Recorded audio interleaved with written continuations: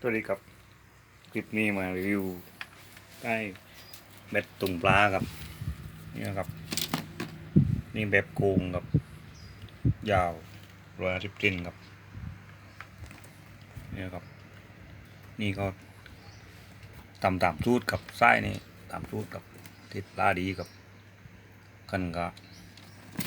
นี่ครับส่งไปกันนี่ครับ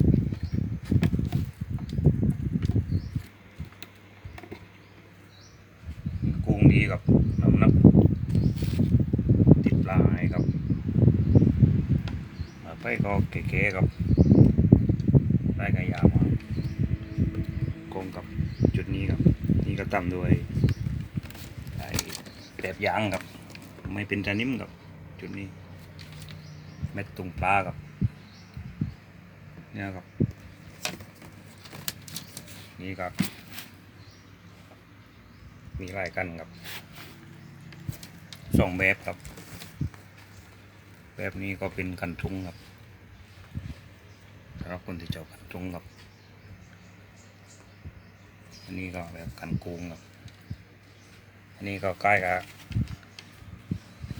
กันละ5 บาทครับปลอมตรงครับใครสนใจก็ติดต่อได้ครับกันละ5 บาทกับเป็นตรงครับ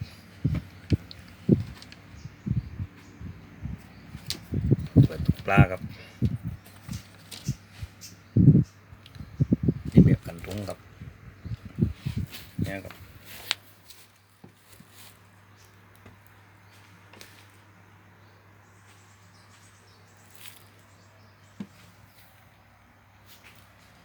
สนใจก็ตั้งกันได้ครับ